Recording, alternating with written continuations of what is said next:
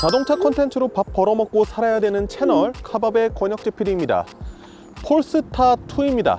저희 채널에 몇 개월 전에 폴스타2 한번 다뤄드린 적이 있는데 그 폴스타2의 부분 변경 모델이에요. 우리나라에서 부분 변경이라고 하면은 최근에 리뷰했었던 소렌토라든가 K5, 카니발처럼 외장이 상당히 많이 바뀌는 것들을 생각을 하시는데 기존 모델과 비교해서 뭐 바뀐 게 없어 보이죠?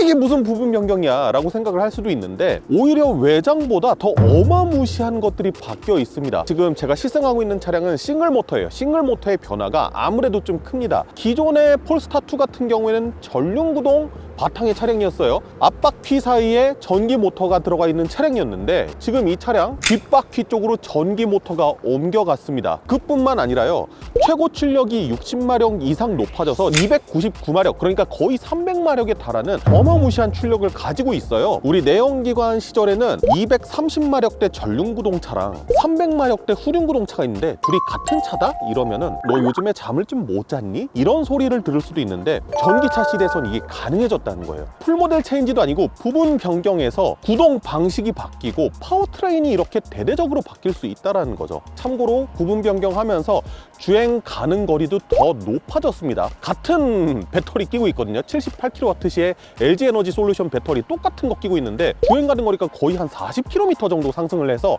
449km 1회 충전하면 주행 가능하거든요. 그러면은 또 우리가 장거리 가봐야 되죠. 짬뽕을 좀 먹으러 가보려고 합니다. 군산으로 한번 가보면서 이 차량 실제로 1회 충전하면은 그 정도 갈 수 있는지, 그리고 사실 전기차 하면은 많은 분들이 궁금해 하시는데 충전 속도는 어느 정도 나오는지 이런 것들도 한번 자세하게 살펴보도록 하겠습니다. 지금부터 출발해 보도록 하시죠. 그래도 부분 변경이잖아. 구동계를 바꿀 정도로 바꿨으면 외장도 뭔가 좀 바뀌었겠지 라고 생각을 하실 수 있잖아요. 근데 지금 이 차량에 들어간 19인치 휠, 이게 폴스타2에서 선택할 수 있는 가장 기본형 휠이거든요. 부분 변경 이전 폴스타2 시승 영상 보시면요, 똑같은 휠 들어가 있을 거예요. 고성능 모델에 들어가는 휠 디자인 빼고는 사실 바뀐 게 없어요. 그나마 좀 바뀐 부분이 있다고 하면은 어떤 부분이냐, 폴스타2 기존 모델 같은 경우에는 이쪽에 검은색으로 되어 있었어요. 검은색으로 그 와플 기계 있잖아요. 네모 격자 빡빡빡빡 찍혀져 있는 그런 파츠가 들어갔었는데 이번에 차체랑 원톤으로 되어 있는 이런 파츠가 들어갔습니다. 이게 왜 들어갔느냐, 이것도 되게 기능적인 이유인데 이 가운데 뭔가 카메라가 있죠. 이 밑에 있는 게 레이더예요. 중거리까지 확인할 수 있는 레이더가 들어가서 에이다스의 기능들을 이 그릴 가운데 쪽으로 몰아놓겠다라는 상당히 기능적인 이유로 그 와플 기계 모양이 사라지고 이런 차량과 원톤의 색상이 들어가게 됐다. 그래서 어떻게 보면은 훨씬 더 깔끔해진 인상이라고 볼 수가 있죠. 그래도 그 밑으로는 바람이 어느 정도 들어갈 수 있게끔 이렇게 구멍 만들어져 있는 거 확인하실 수 있고요. 그 외에는요 진짜 변한 게 없어. 외형적으로 변했다라고 하기에는 조금 뭐하긴 한데, 원래 폴스타2가 국내에 처음 론칭했을 때 들어왔다가 그때 당시 한참 반도체 이슈 때문에 난리였었잖아요. 그러면서 스리슬쩍 사라졌던 옵션이 있습니다. 바로 픽셀라이트라는 건데 그게 부분 변경이 진행되면서 다시 들어왔어요. 픽셀라이트 같은 경우에는 파일럿 팩이라는 옵션을 추가적으로 더해야지만 픽셀라이트가 들어옵니다. 이것 빼면요 진짜 없어요. 뒷모습은 진짜 바뀐 거 1도 없고 측면도 바뀐 거 없고 이거만 바뀌었어요. 원래 내연기관 차를 만들어 오던 그런 브랜드의 부분 변경하고는 상당히 많이 다른 모습들을 보여주는 거죠. 개인적으로 좀 궁금했던 거 있어요. 이거는 부분 변경됐으면서 좀 수정됐으면 좋겠다라고 얘기한 게 있는데 보여드리는 김에 트렁크도 좀 같이 확인해 보시죠. 트렁크 공간은 전륜구동 기반이었을 때도 사실 그렇게 부족한 공간은 아니었는데 후륜구동 기반으로 됐다고 해서 이게 확 넓어지거나 그러진 않았습니다. 어느 정도 사용 가능한 그런 트렁크 공간이 마련이 되어 있고 워셔액 주입구 따로 있는 거 확인하실 수 있죠. 기존의 폴스타에서 어떤 것이 좀 문제가 있었냐면은 보닛을 내릴 때 양손으로 이렇게 내리는 게 아니라 이렇게 오른쪽 손으로만 내리면은 왼쪽이 좀 덜 다치는 문제가 있었거든요. 그거 수정됐을지 한번 볼게요. 제대로 닫혔는데? 단차 없이 제대로 닫혔죠? 내가 너무 세게 닫았나? 한 번만 다시 확인해 볼게요. 오, 개선이 됐나 봐요. 세 번째 시도입니다. 오, 오, 박수. 이 정도면은 개선됐다고 봐야 돼요.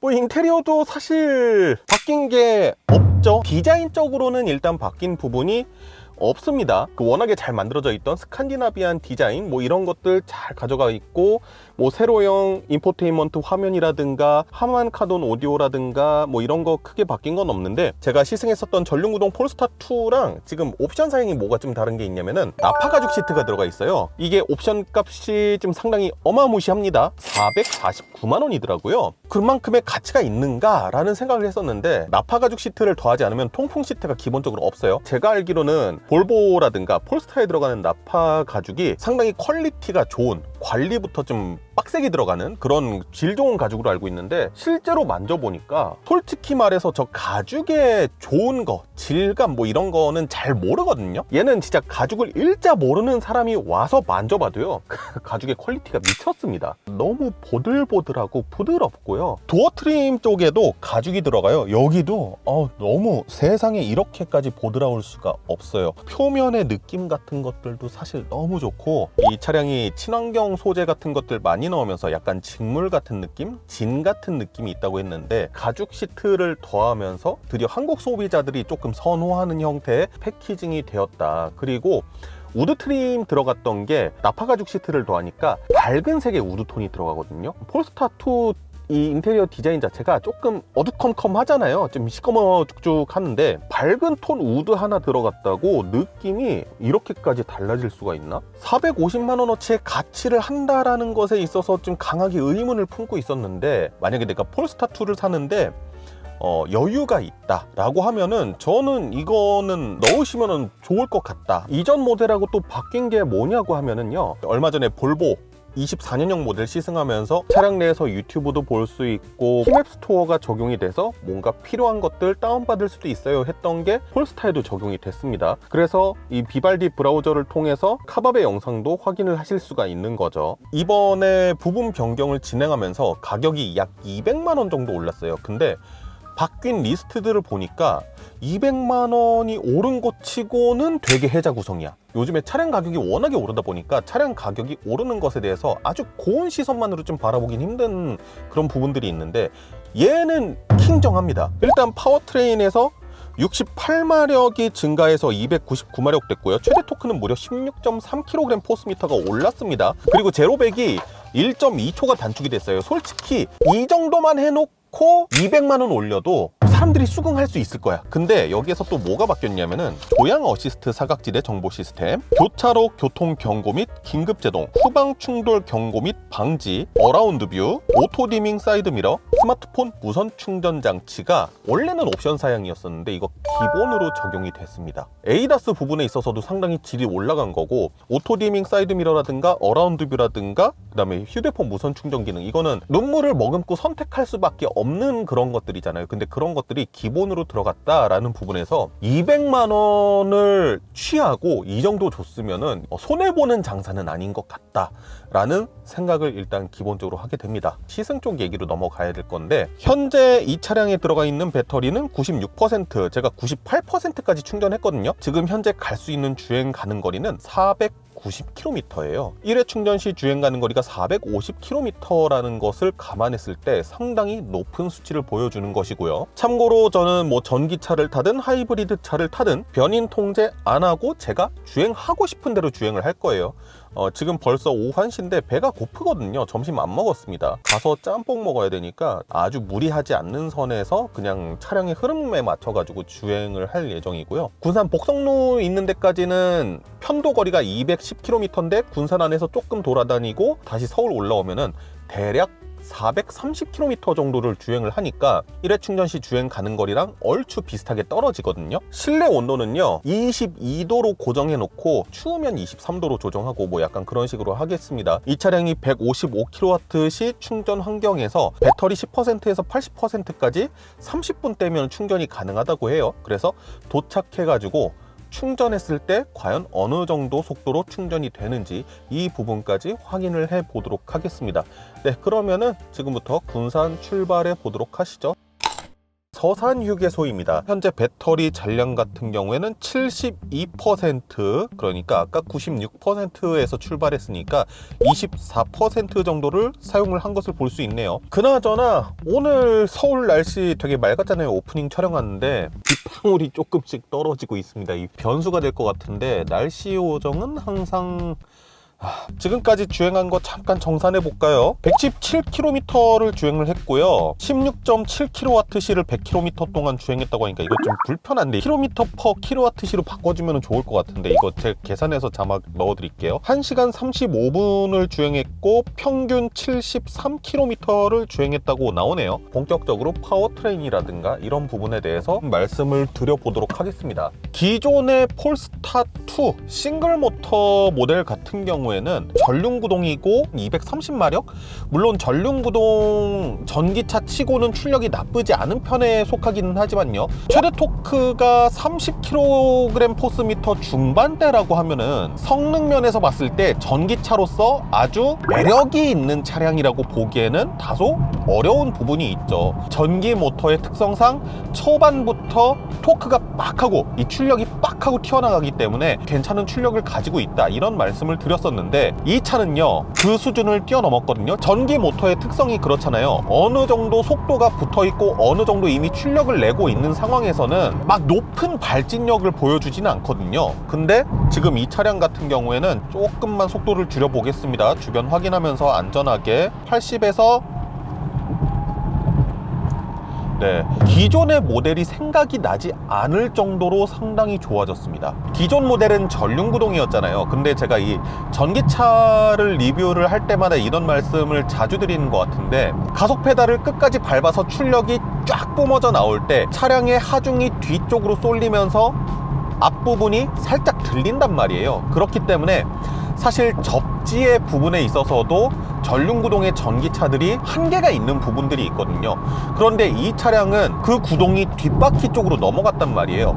그래서 방금 전과 같이 고속인 상황에서 깊게 가속을 하든 낮은 속도에서 깊게 가속을 하든 전륜구동 모델 대비해서 훨씬 안정적으로 구동이 전달이 된다라는 느낌이 들거든요. 그리고 뭐 사실 출력을 어느 정도 올렸다 이런 경우는 다른 자동차들이 모델을 변경을 한다거나 부분 변경 진행할 때도 덜어 볼 수 있는 거니까 뭐 그럴 수 있지라고 생각을 할 수 있는데, 토크가 무려 16.5kg/m 이상 늘었다? 엄청난 변화죠. 그래서 과거에 탔을 때 뭐 이 정도면은 나쁘지 않습니다, 이 정도면은 충분하고 이 정도면은 쏘쏘 괜찮습니다 라고 말씀드렸던 부분이 이제는 힘이 넘칩니다 라고 말할 수 있을 정도로 엄청나게 업데이트가 됐다라는 거죠. 그런데 차 가격은 200만원 밖에 안 올랐어. 칭찬을 할 수밖에 없는 거죠. 지금은 전륜구동형 모델, 그러니까 재고 모델에 한해서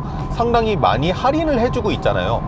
그렇다라고 하면은 사실 전륜구동을 사도 크게 문제가 없지만 200만원의 가격밖에 차이가 안 나는데 전륜구동을 살까 후륜구동을 살까, 만약에 기로에 서게 된다면은 달러빚을 내서라도 후륜구동 모델을 사야 돼요. 파워트레인에 있어서는 거의 180도 완전히 다른 차가 됐다라는 느낌이 상당히 강하게 듭니다. 저속 상황에서의 가속을 다시 한 번만 해보도록 하겠습니다. 뒤에 차량이 없어요. 차량이 없으니까 이런 거예요. 60km까지 떨어진 상황에서 한 플랫폼 안에서 차가 이렇게까지 바뀔 수 있나 싶을 정도로 진짜 파워트레인은 입이 마르도록 지금 제가 칭찬을 하고 있습니다. 회생제동도 기존 모델하고 똑같습니다. 원페달 드라이브라고 해서 끄기, 회생제동을 아예 끄는 것도 있고요, 낮음도 있고 표준도 있는데 현재까지 계속 표준, 그러니까 가장 강하게 물려놓은 세팅으로 주행을 하고 있습니다. 그래서 가속 페달에서 발을 떼면은 강한 회생제동을 하는 것을 볼 수가 있죠. 회생제동을 끈다 그러면은 가속 페달에서 발을 떼도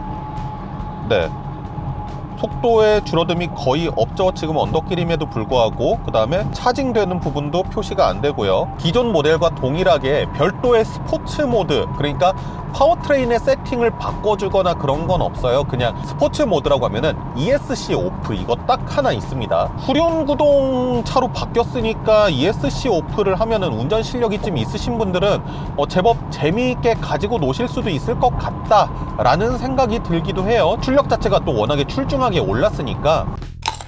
이 차량에 지금 옵션으로 하만카돈 오디오가 들어가 있는데 한번 들어보도록 하겠습니다. 부부거래 원모어 타임 재생해줘. 부부거래 원모어 타임 들려드릴게요.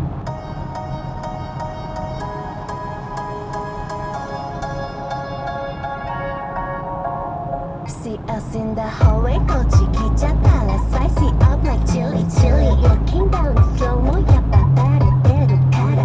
누구 2.0에 플로가 내장이 되어 있잖아요. 그래서 지금은 플로로 들어봤고 제 핸드폰 블루투스로 연결해서 핸드폰 블루투스 음악으로 들어봤거든요. 같은 곡을 연달아서 들어보니까 조금 더 플로로 들었을 때 선명하게 들리는 부분은 있더라고요. 다만 카돈 오디오는 어떻냐? 제 개인적인 취향에는 정말 잘 맞거든요. 중저음 부분에 있어서 파워가 상당히 뛰어난 부분이 있어서 항상 뒤에 듣는 카라의 퀸스라는 노래, 그래서 좀 약간 쿵쿵쿵 이렇게 때려주는 음악 같은 경우에는 상당히 기깔나게 잘 살려주는 부분이 있어요. 근데 상대적으로 그 피아노 건반의 그런 청아한 소리 같은 경우에는 조금 부족한 부분이 있는 것 같은데, 이퀄라이저를 이렇게 되게 다양하게 설정을 할 수가 있거든요. 이퀄라이저 세팅에 대해서 어느 정도 일가견이 있으신 분이라면은 이거를 바탕으로 나한테 조금 더 잘 맞는 부분으로 세팅을 할 수도 있겠죠.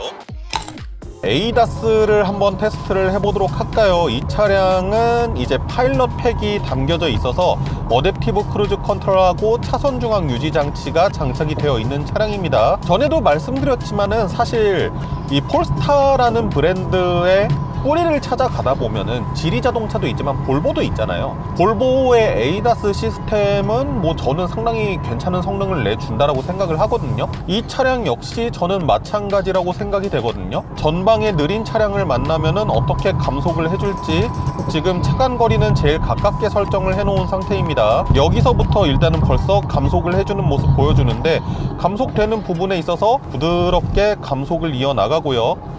차선 변경을 하면은 속도를 올리기 시작해서 앞에 이제 아무것도 없을 때부터 본격적으로 좀 가속이 되는 모습, 그러니까 차선 변경을 할 거야 라고 방향지 시등을 넣으면은 그때부터 속도를 조금씩 올려주기 시작하고 본격적으로 앞에 트여진 게 없으면은 내가 지정한 속도까지 쭉 올라가주는, 근데 이런 과정들이 하나같이 상당히 말끔하게 이어진다라는 부분에 있어서 상당히 칭찬할 수 있는 것 같습니다. 요즘에 에이다스 달린 차량들 보면은 가끔씩 가속이 너무 좀 급하게 되는 듯한 느낌이 있어서 살짝은 부담스럽게 느껴지는 경우들이 종종 있었거든요.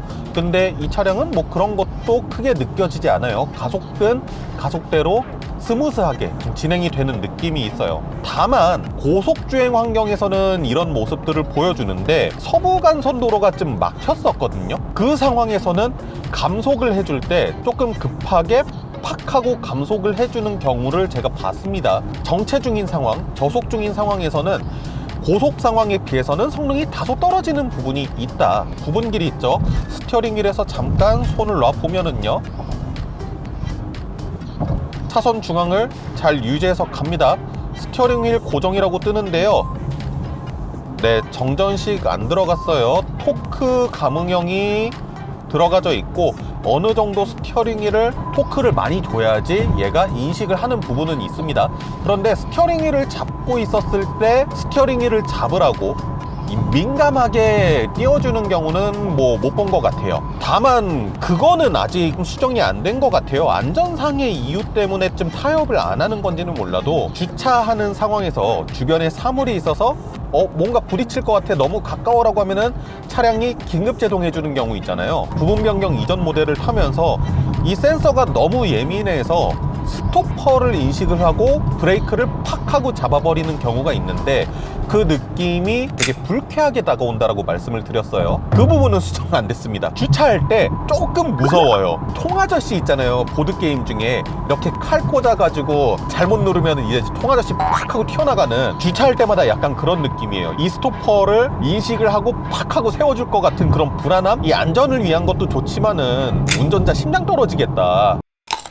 국도를 달리면서 하체에 대한 이야기를 조금 해보려고 합니다. 승차감과 또 관련된 거니까 NVH에 대해서 잠깐 말씀을 드리자고 하면은, 제가 이전에 폴스타를 탔을 때 한 시속 80에서 90km 사이쯤에서 약간의 그 고주파음이 올라오는 게 있다라는 얘기를 드렸었는데, 그 고주파음은 아직도 그 영역대에서 똑같이 들리기는 합니다. 음악을 듣거나 했을 때는 크게 문제가 되는 소리는 아니니까. 의외로 풍절음이 조금 들어옵니다. 비필러 부분 쪽에서 조금 들리는 것도 있는 것 같고, 사이드미러 쪽에서도 조금 들리는 거 있는 것 같고, 어쨌든 아무래도 전기차기 때문에 높은 속도로 주행을 할 때도 내부로 들어오는 소리가 없다 보니까 아무래도 좀 더 풍절음이 부각이 되는 것 같아요. 부분 변경 이전에 폴스타2를 타면서 느꼈던 거는 그거였어요. 단단한 세팅 위주로 되어 있고, 전형적인 약간 유럽산 차량의 느낌과 어느 정도 일맥상통한 느낌을 가지고 있다. 이전의 폴스타와 하체는 크게 바뀐 부분은 없어 보입니다. 도로의 노면을 봤을 때 잘 닦여져 있는 아스팔트 노면이잖아요. 근데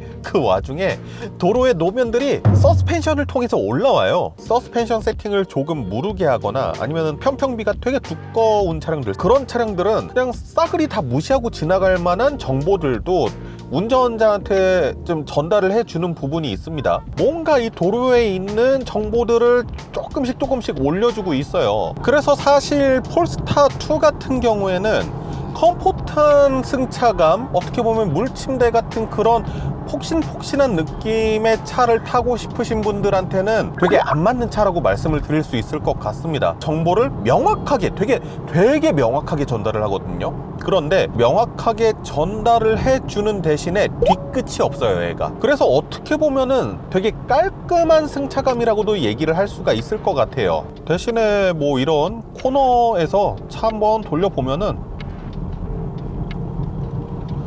뭐 거의 롤이라든가 그런 거는 느껴지지 않을 정도로 차량의 거동에 있어서 불안함은 뭐 전혀 느낄 수 없다. 어느 정도의 스포츠 주행, 코너 워크라든가 그런 것들을 중시하시는 분들은 사실 전기차로 넘어오면은 마땅히 대안이 없죠. 왜냐하면은 대부분의 전기차들이 밑에 배터리팩을 깔기 때문에 전고가 높고, 그래서 SUV 형태로 나오는데 몇 안 되는 세단형 전기차를 찾아본다고 한들 뭐 아이오닉 6, 우리나라는 다행히 아이오닉 6라는 모델이 있긴 하지만 모델 3, 폴스타2 이게 아니면은 그 위에서부터는 가격이 훅 뛰어버려요. 모델 S, 타이칸, RS 이트론 뭐 이런 차량들처럼 여윳돈이 그렇게 많지 않은 분들이 마땅한 대안이 없는 세그먼트거든요. 그런데 그런 분야에서 어쨌든 이 정도 느낌의 차량이 있다라는 거는 선택의 폭에 있어서 상당히 중요한 위치에 있는 차량이라고 볼 수가 있을 것 같아요. 그렇다고 해서 이 차가 막 무작정 우당탕 쿵탕 막 그런 건 또 아니에요.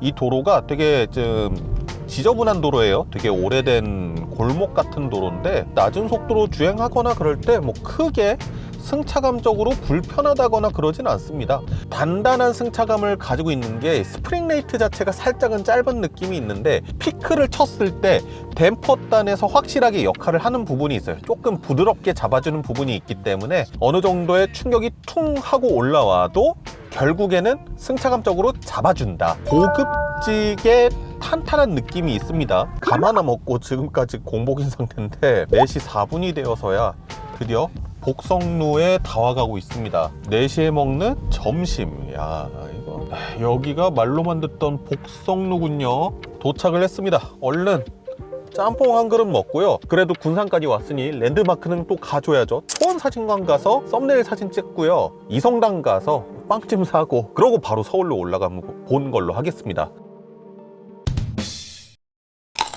복성루가 4시에 문을 닫는데요. 4시 5분에 도착했는데, 그래서 중국집 찾아다니느라 조금 돌아다녔고요. 초원사진관하고 일본식 가옥 가가지고 썸네일 사진 좀 찍고 이성당에서 팥빵 같은 것 좀 사가지고 서울로 올라가 보려고 합니다. 그런데 고양 종합운동장에 현대 이피트가 있어요. 그래서 초고속 충전기에 물렸을 때 과연 충전 시간 얼마나 걸리고 충전량 얼마까지 받아들일 수 있는지 그 한번 확인해 보려고 하고요. 215.6km를 주행을 했고 3시간 25분 동안 주행을 했습니다. 평균 속도는 66km, 16.8kWh를 100km 동안 사용을 했다고 하는데, 이것도 이제 밑에 자막으로 보내드릴게요. 그래서 현재 남은 배터리 잔량은 48%, 주행 가는 거리는 240km니까 아마 갈 수 있지 않을까 싶은데 한번 해볼게요. 고양 종합운동장 전기차 충전소. 고양 종합운동장 전기차 충전소까지 EV 충전소를 경유하여 티맵 추천 경로로 안내를 시작합니다.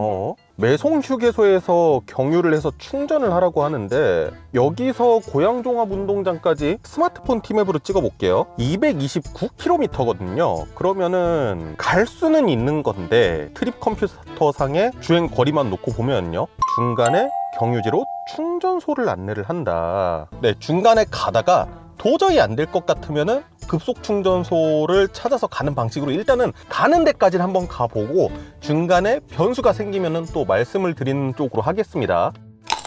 화성 휴게소를 이제 막 지나왔습니다. 현재 배터리 잔량은 10%고요. 남은 주행 가는 거리는 50km를 얘기하고 있습니다. 상암까지 거리가 얼마나 되는지 확인을 해봤더니 딱 50km 정도더라고요. 간당간당하게 갈 수는 있겠지만 성산대교 같은 데서 뻗어버리면은 도심 교통정보 라디오 그런 데 출연하게 되는 거거든요. 배터리 10% 정도면은 이제 슬슬 충전을 해도 좀 되지 않을까 싶어서 매송 휴게소 보니까 200kW까지 충전이 지원이 되는 충전기가 있더라고요. 그러면은 155kW씩까지 어쨌든 충전이 최대로 지원이 되는 것 같으니까 거기에서 충전을 진행을 해보면서 속도가 얼마나 나올지 이런 것들 확인해 보면 될 것 같습니다. 200kW 충전기를 찾아서 충전을 물려보도록 하겠습니다. 용량 200kW인 거 확인하실 수 있죠. 충전을 시작을 해보도록 하겠습니다. 고정이구나. 다른 차가 나갈 때까지 좀 기다려야 되겠네요. 이 왼쪽으로 좀 돼야 되는데 볼트가 저렇게 주차를 해놨고 충전기가 4개인데 충전을 못하고 있는 모습을 확인을 하실 수가 있습니다. 안산에 있는 이피트로 가겠습니다. 고잔역 주차장에 있는 현대 이핏에 도착을 했습니다. 배터리를 6%까지 거북이 표시, 배터리가 낮으니까 출력 제한 걸겠다까지 되게 알뜰하게 90%를 딱 90% 썼네요. 처음에 출발할 때 96%였으니까 397.6km를 주행을 했습니다. 거의 한 400km 주행했다고 볼 수 있고요. 초고속으로 충전을 해보도록 하겠습니다. 충전하실 차량의 제조사를 선택해주세요. 근데 왜 폴스타만 없어? 지리 자동차에서 선택해야 되나? 차종을 선택해주세요. 충전하실 차량을 볼보에서 선택을 해야 되네요. 폴스타 입장에서는 기분 좀 나쁘겠는데 놀랍게도 이핏 사용이 처음입니다. 초고속 충전으로 충전을 하니까 충전 속도가 상당히 빠릅니다. 보시면은 118kW의 속도로 충전이 되고 있는 거 확인하실 수 있죠. 참고로 외기 온도는 6도입니다. 차량 내에 어떤 인포테인먼트를 활용한다거나 그렇게 하지 않고 최대한 충전에 좀 거리적 거릴 만한 것들은 빼고 충전에만 좀 집중을 해보도록 하겠습니다.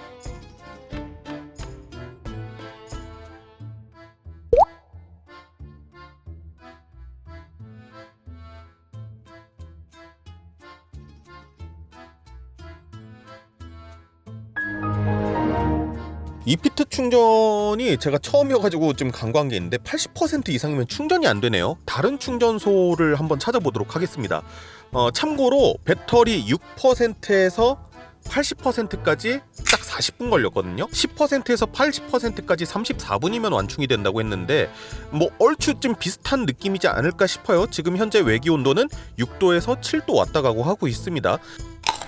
바로 옆에 일반 또 급속 충전기가 있어서요. 200m 움직였나? 80% 그대로인 거 보이시죠? 이대로 한번 충전 이어서 해보도록 하겠습니다. 100kW시 충전기니까 충전하는데 문제는 없을 것 같아요. 80%까지 다다랐을 때 막 60kW 이렇게까지 떨어졌거든요. 충전이 시작된다고 하죠. 충전 용량 80%에서 100%까지 완충하는데 얼마나 걸릴지 또 한번 시간과의 싸움을 해보도록 하겠습니다. 이거 생각보다 되게 진 빠진 일이네요.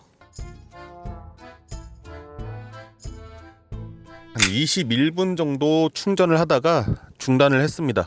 이러다가는 집에 못 갈 것 같아서 충전 속도 자체가 그래도 처음에 한 60kW 정도가 나와주다가 85%가 넘으면서 반토막이 나고 90%가 또 넘으면서 반토막이 났어요. 그래서 최종적으로는 거의 한 15kW, 16kW 하면서 21분 정도 시간 동안 12%가 충전이 됐습니다. 폴스타2에도 보면은요 90%까지 충전하는 것을 권고하고 있어요. 10%에서 80% 사이의 충전 속도 자체는 그렇게 효율이 나쁜 편이 아니기 때문에 크게 문제가 될 부분은 없지 않을까 싶습니다. 네, 이렇게 폴스타2 부분 변경 싱글 모터 모델 시승을 마쳐 봤습니다.